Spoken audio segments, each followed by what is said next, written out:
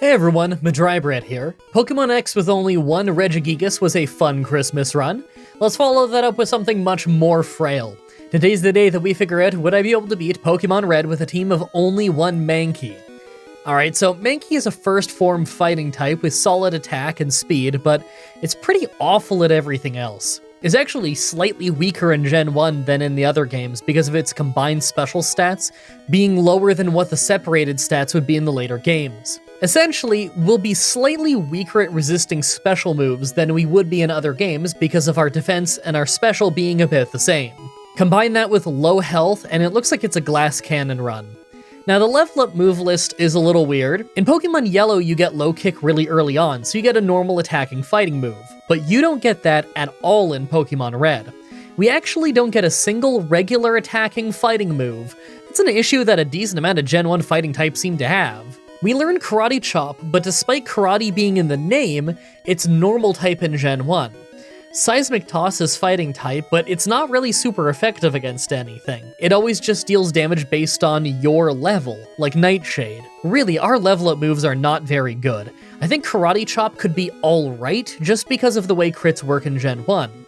By TM we can learn a few good moves. Gen 1 Dig is amazing, and although Submission is awful, is the only normal fighting move we can learn, so I think I'm gonna have to get it. Rock Slide is pretty solid too, and although we can learn Thunderbolt, our special is so low that it'll probably not be worth it. The move list is not amazing, but I get the feeling we're entirely using TM moves at some point. Like always, I'm writing the script as I go through the challenge, so all this part is being written before I've started. Everyone comment down below and guess if I can win or not. I actually think that our moveset could get us a quick win in a lot of tough battles, but I could see things breaking down in the later game rival fights because of his Alakazam. I'm just hoping that we can win before level 80. Let's explain the rules. In combat, I can only use Mankey. I'll need other Pokemon to use HMs, but I won't be allowed to use any of those Pokemon in battle. No glitches or exploits, no items in battle, only Pokeballs and items outside of combat are allowed. Also, if you enjoy the video, be sure to like, subscribe, and ring the bell for more. Let's do this. So, right off the bat, I use the Universal Pokemon Randomizer to replace Bulbasaur with Mankey so that we can do the whole run with it. I picked to replace Bulbasaur so that our rival would have Charizard, probably the hardest for us to fight. I name him Bad Mankey. It's a reference to my Pokemon Mystery Dungeon Let's Play. Link in the description, of course. Alright, so the very first thing I have to do is grind in Viridian Forest. I'm sure that doesn't shock you to your core. I mean, you saw the move list, right? We don't learn anything that they don't resist until level 33 with Seismic Toss, so there's just no way we need to grind that much. I don't think it's hopeless, though. Yeah, Karate Chop is only normal type in this game. It'll still be useful, though. Brock loves using moves that raise his defense, so the crits we get from Karate Chop are going to be vital for bypassing that. I'm going to try the fight at whatever level I get to there at and just see how it goes, but I strongly suspect we won't actually win until level 15 when we get Karate Chop. Even then, maybe it could take a few tries. Our base speed is high enough that I think that we're going to crit plenty with Karate Chop, but I don't know for sure.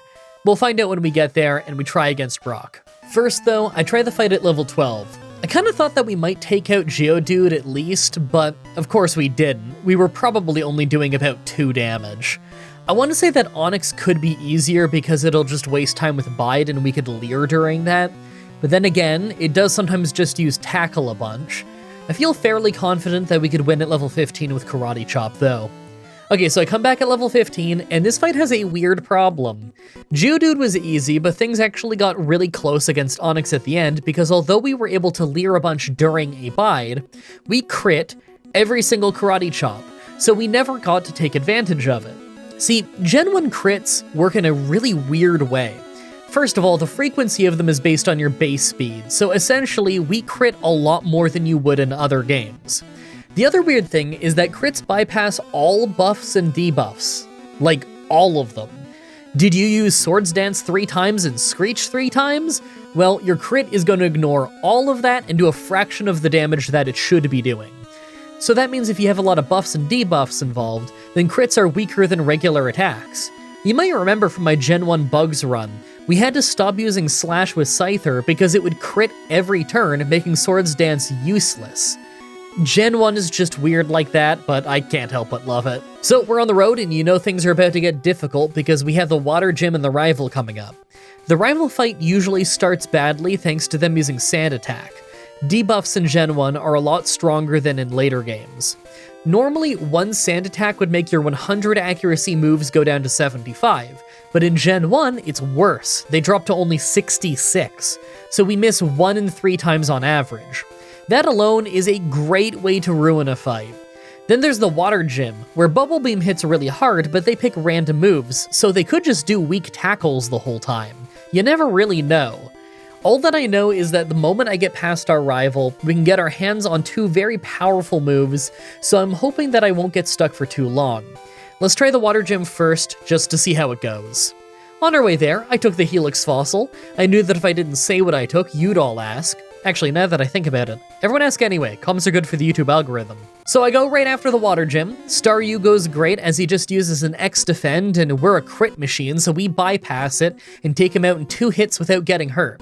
Second is Starmie, and it was both hitting really hard and going first, so by all means we should have lost. But then they cracked out the X defends again, so we ended up winning. Hey, that's pretty sweet, an early win at the Water Gym. It really doesn't help us, but it's nice to get it out of the way early.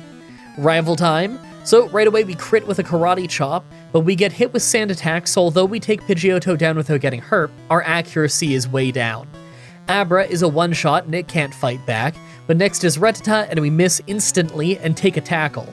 The second one hits for a one-shot. Last is Charmander, who actually hits us early, but we still just one-shot it. That was easily the best early rival fight we've had in a while. This is not an easy fight usually. Alright, it's travel time and we can get a few new moves. We could grab Seismic Toss if we wanted, but I think I'm good without it. What I will be getting though is the awesome Gen 1 Dig that's as strong as Earthquake, as well as Body Slam.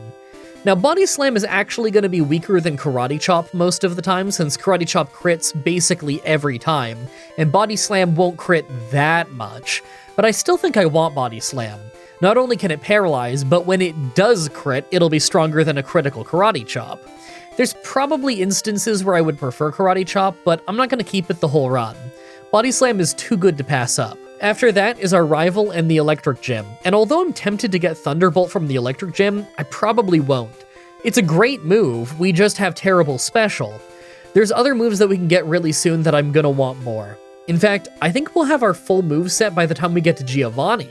Let's go beat our rival. Okay, as expected, the SSN rival fight wasn't anything bad at all. We hardly got hurt. Is the SSN one ever as bad as the one before it? Probably not, although I don't really know why. I guess just fighting all those extra trainers always ends up making it a lot easier in comparison to the previous fight. After that is the Electric Gym, and not only did I show up without full health, but I won the whole fight without getting hit. They actually did try to hit us, but Sonic Boom missed. Obviously, we have Gen 1 Dig, so it's not like any of them are going to survive a hit, but it's pretty funny that none of them even did damage to us. Like, Voltorb is a really fast Pokemon. If I remember right, Electrode is the fastest Pokemon in Gen 1. Absolute crit machine. Alright, that means we're moving again, and we're almost at the point where we can overhaul our moveset. On our way there, though, I want to give you a quick little update on my Patreon, since I finally added some rewards. If you pledge anything at all on Patreon, you now get access to all of these challenge videos the moment I finish uploading them, a poll every month or so you can vote on community challenges for me to do, and access to little private blog posts whenever I do them. Really, the big thing is you get to watch the challenges early, probably about 5 to 7 days early on average. Doesn't matter if you pledge $1 or $100, the rewards are all the same. It's more about it being something that's easy for me to give back to you guys to thank you for supporting me than anything else. This is all stuff that doesn't really take me any extra time to do, so I can fit it into an already really busy work schedule. You don't need to worry about any of this taking away time that would go to challenges. It's all just supporting that. It takes me 10 minutes to do all this extra stuff. Life is expensive and all the support is appreciated, so I think this is something that you would actually like that I can easily give you. Thanks a lot, I really appreciate it. Anyway, that aside, we can get some new moves. I went ahead and got Rock Slide and Submission from the department store. Submission isn't very good at all, but it's the only fighting type move that we can learn that does regular damage. Recoil is brutal in this game, and it's not even very accurate or very strong, so it's just not a good move, but we need a fighting move. I'm also getting Rock Slide. That's just a very solid move in general for countering flying types, plus it can cause flinches. I figure Body Slam, Dig, Submission, and Rock Slide will be our moveset for the rest of the run. It's not amazing, but it's pretty solid, at least by Gen 1 standards. Let's go do a little boss rush. We've got Giovanni, the Grass Gym, and our rival to fight. Okay, Giovanni was a little harder than I expected. Both of his rock types obviously went down instantly to Dig and never really hurt us, but Kangaskhan seriously messed us up. We missed our first submission and got rocked by Comet Punch to go down to half health. Then our next submission hit for a one-shot, but it dropped us to only 11 health because Gen 1 recoil damage is really rough. I can't believe we came that close to fainting against Giovanni. Next is the Grass Gym, and Dig wasn't able to one-shot Victory Bell, so we got crit by a Razor Leaf to lose more than half of our health before we could finish him off. Next is Tangela, and often it gets us stuck for a while with Bind, but we lucked out, and it used its nearly useless Constrict to crit us for only 2 damage. What a garbage move. Is it the lowest power move in Gen 1? I think it might be a 10 power move. That's weaker than, like, Poison Sting and Leech Life. Last is Vile Plume, and we easily could have lost to Sleep Powder, but it missed, so we ended up taking it out without getting hit. Gen 1 Sleep is so rough. We lucked out on that missing. It could have made us lose for sure. Last is the Pokemon Tower rival fight, but the only thing that really messed us up here is Execute, who survived a hit, put us to sleep, and spammed a barrage for an incredibly long time. So we lost about half of our health by the time we woke up and took him out. The entire rest of his team was easy. It's crazy how much getting put to sleep can ruin you in Gen 1. Alright, we have the Poison Gym coming up, and although this would probably be really hard if it was Fire Red because of Levitate, it'll probably be really easy in this. Not only does Ground hit his whole team, but Dig is extra strong in this game, so I'm really not worried. Plus, that means we can do the legendary Blaine fight early, and that's always a fun one. This'll probably be the last easy bit of the run, though. Our rival in Silph is usually pretty hard. Yeah, Giovanni will still be easy after, but most of the rest of the fights won't be. You know that second from last rival fight's gonna be brutal. Let's have fun with these last few easy fights before we get to the hard part. Yeah, that's what I thought. We one-shot swept Koga's entire team until Weezing, who blew himself up while we were underground. Alright, place your bets now. We're underleveled and probably outsped. Are we gonna beat the Fire Gym first try anyway, just because Blaine is the worst trainer in the universe? Well, Blaine had chances to hit me, but decided that agility was much more important than actually doing damage. RK9 even did his signature move of using a Super Potion as the second move in a round while already having full health. A move that's illegal in 2 different ways. We crit him with a Dig to one-shot him. Once again, I must say, Blaine is the worst trainer on the planet. Hey, that means that we're in Silph and there's only a few battles left until the Elite Four. We have our rival, Giovanni, the Psychic Gym, Giovanni again, then our rival again. I actually feel pretty good about this, though. I think that all these fights are going to be a first try either then the last rival one. I think that's when we're going to be hitting that tipping point, and Alakazam is going to be way faster than us. If he is faster than us, then it's all luck.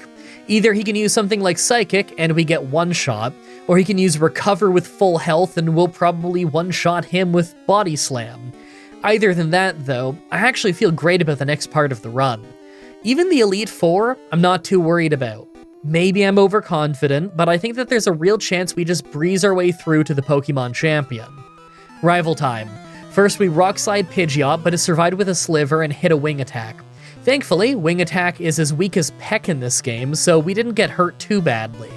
Execute didn't get to put us to sleep this time, thanks to our amazing Body Slam paralyzing him, so we took him out in 2 hits, and Water Onix nearly got one shot with Rock Slide before biting us. We took him out on the second hit, but we're pretty hurt. Alakazam is next, and we're actually faster, so we dug to dodge a Psybeam and one-shot him, so that was nice. Last is Charizard, but we missed a Rock Slide and went down to a Critical Slash. Okay, that Rock Slide absolutely would have one-shot him, we just got really unlucky. That was like a 1 in 10 chance to miss that. We'll just try again. Okay, next try, and we missed again, but thankfully he used Ember and didn't crit us, so we got to Rock Slide again. That one hit him and took him out. Well, that was harder than it needed to be. Next is Giovanni, and he was mostly really easy. We took some damage from recoil off submission, but it was almost a simple fight, until Nidoqueen at the end nearly took us out with a critical body slam. Hey, if that paralyzed us, then I think we would have lost. We won though, let's go take out the Psychic Gym. First is Kadabra, who is a one-shot with a critical body slam, and second is Mr. Mime, who hangs on from a body slam, but just uses Light Screen, so that did nothing, we took him out. Third is Venomoth, and Body Slam did good damage, but Psybeam took out almost half of our health before we took him out. That's not good. Last is Alakazam, but he's faster than us, and took us out with a non-critical Psybeam instantly. Alright, kinda figured that might happen. I think we'll have to keep trying until he uses Psywave. This might not take too long though, he loves throwing the fight with that terrible move. So I tried the fight again, but this time we use Dig against Mr. Mime and Rock Throw against Venomoth, so that we take no damage going into the Alakazam fight. We go from full health to only 7 off Psybeam, hit Dig, but it leaves him with a Sliver, and we get taken out by Psywave. Okay, I'm thinking I'm gonna keep Body Slamming instead. Sooner or later, he's gonna use Psywave first, and we might get a Paralysis or a crit with Body Slam. Either way is a win, so this shouldn't take too long. There we go. Next try, and he uses Psywave to do almost nothing on the first turn, then Reflect on the second. We easily two-shot him. Grand Gym should be pretty easy, right? Yeah, Giovanni hardly hurt us at all.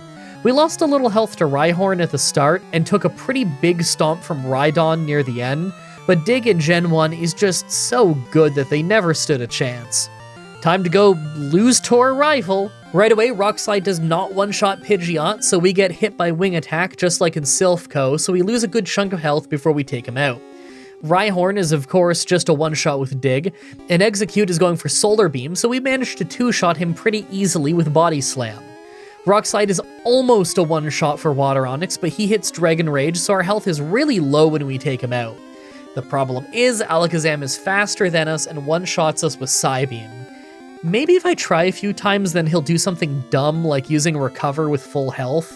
It's really not that bad getting to him, so I don't think that the luck required will be too crazy. Well, it took another 4 tries, but it turns out that we have a speed tie, so sometimes we do go first. On this try, we did, and he used Reflect, so we just Body Slammed him twice. Last is Charizard, but obviously we can just one-shot it with Rock Slide, so that's a win. Alright, well, we're on the final road. I can't really believe we're such a low level. I figured this might be a fast run, but I didn't think we'd be below level 60 by the time we get here. Part of it is that we crit a lot due to it being Gen 1, and part of it is that our moves are alright, but that can't carry us forever. This Pokemon Champion fight might be really hard. I don't think we're one-shotting any of them, so Executor and Alakazam could both be especially difficult. Now that we're at the Elite Four, let's take a look at our stats. Our attack is great, and our speed is alright, but defense, special, and health are all pretty low. We're frail, so anything could cause an issue if they use the right move, and we don't one-shot them. I could see stuff like Jinx being a real problem. The Gengars could also be an issue if we don't outspeed them, but at least Lance will be pretty easy because he's just going to spam agility most of the fight. I'm not convinced that we can win at this low of a level, but we might not need to level up before we can win. Make your final guesses on if we can win this or not. Let's do this. First is Ice Trainer Lorelei. Right away we Rock Slide Dugong for good damage, but he just goes to sleep with rest. That's okay, we take him out before he wakes back up. Cloyster is next, and it's super tanky, so although Rock Slide is super effective, it still takes 3 hits to take it down. We ended up taking decent damage off Spike Cannon, so we were below half health by the time we finished him off. Slowbro could probably have been dangerous if not for how his AI thought that Amnesia was super effective, so he never tried to hurt us. He went down after about 1,000 body slams. Eventually, Jinx came out, but we were actually faster, so we just one-shot her with Rock Slide. That's better than I thought it would be. Last is Lapras, and Rock Slide did decent damage, but she confused us. We hit submission to leave her with an absolute sliver, then she finished us off with Hydro Pump. Okay, that was tragic. Maybe I should just use Rock Slide again and hope for a flinch. I'm gonna try to level up a little bit, so that we don't need to worry about not being strong enough right at the end. I figured that we're going to need to be a higher level by the time that we get to the Pokemon Champion anyway. Okay, first try at level 57, and not only does the entire fight go way better, but Lapras straight up misses a Blizzard at the end, so we can just two-shot him.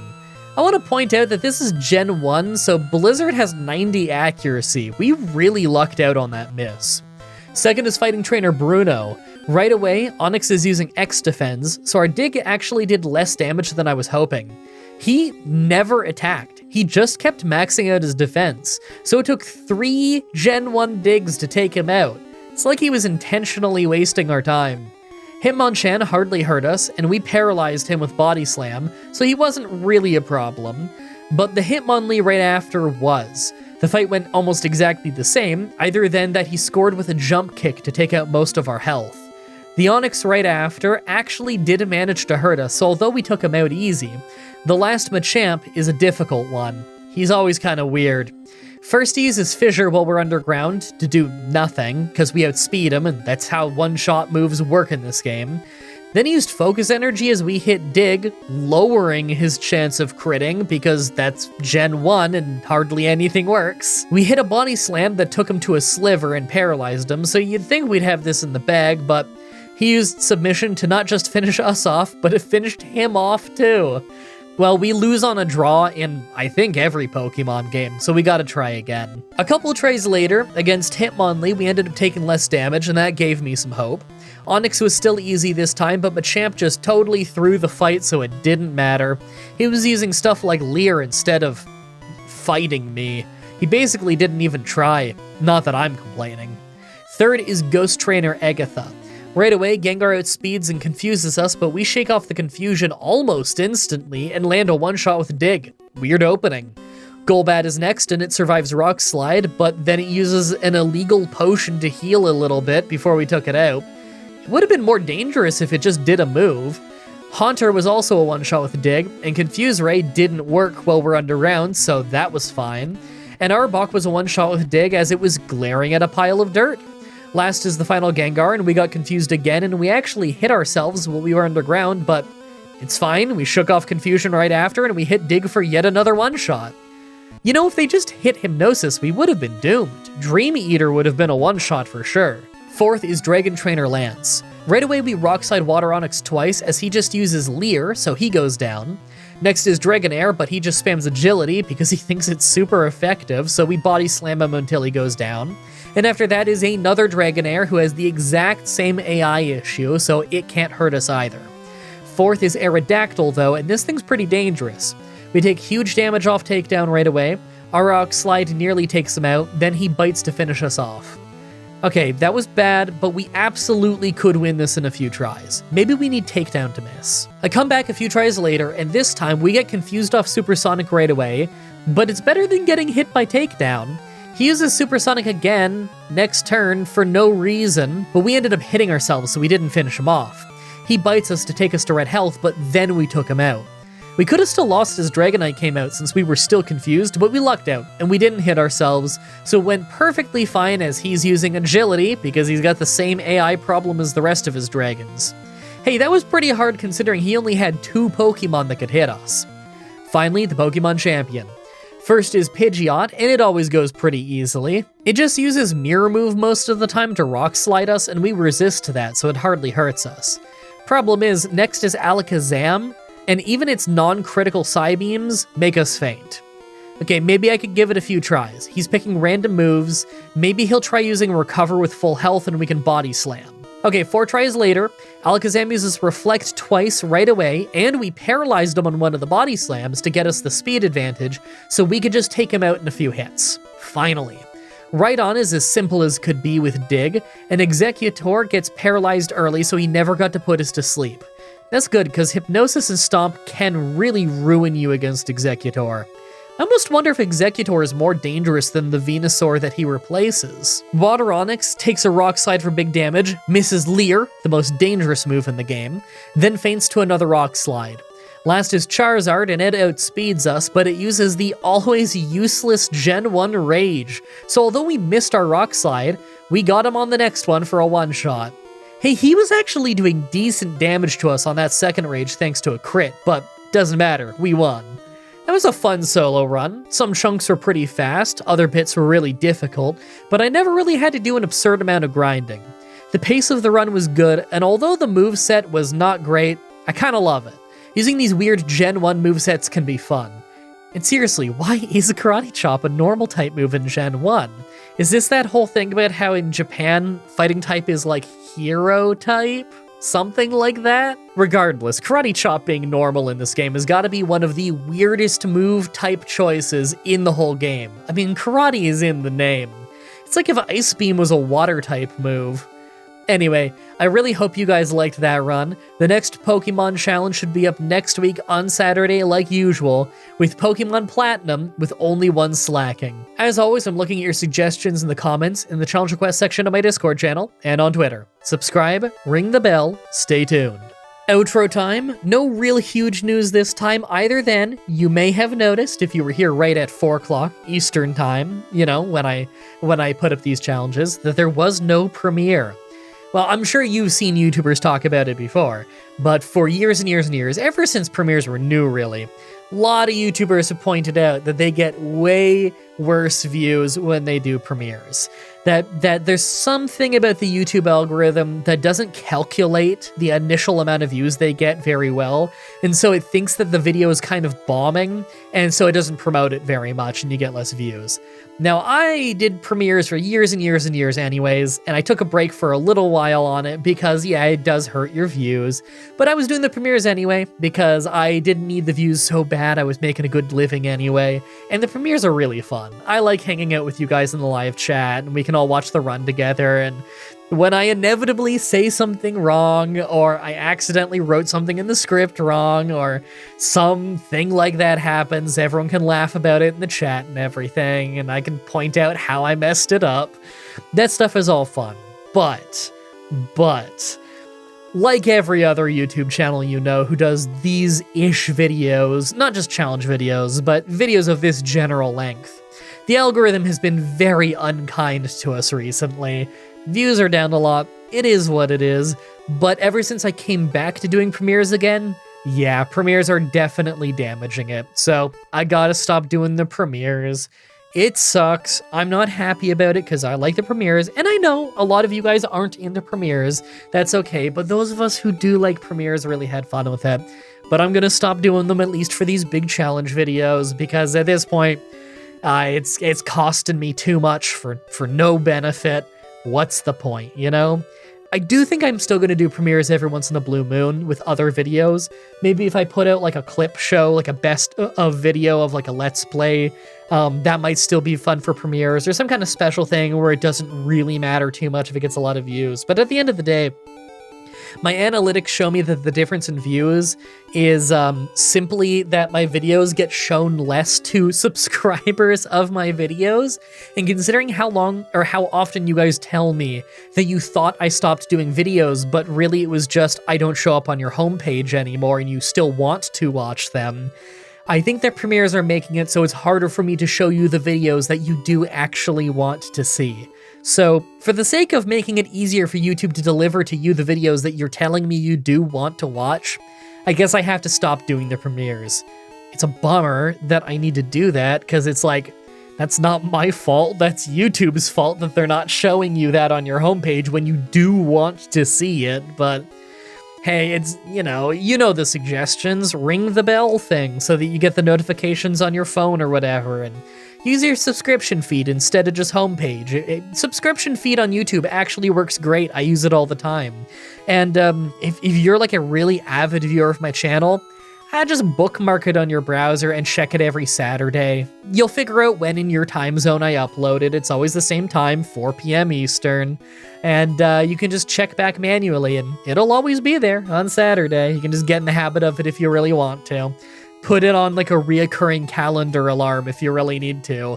How sad is it that you might need to set up an alarm like that to remember when the video goes up, when YouTube is supposed to just send it to you? But, I mean, you've heard YouTubers lament how the subscribe button means basically nothing nowadays. It hasn't meant a whole lot in years now. But, you know, YouTube things. I don't want to complain about YouTube forever.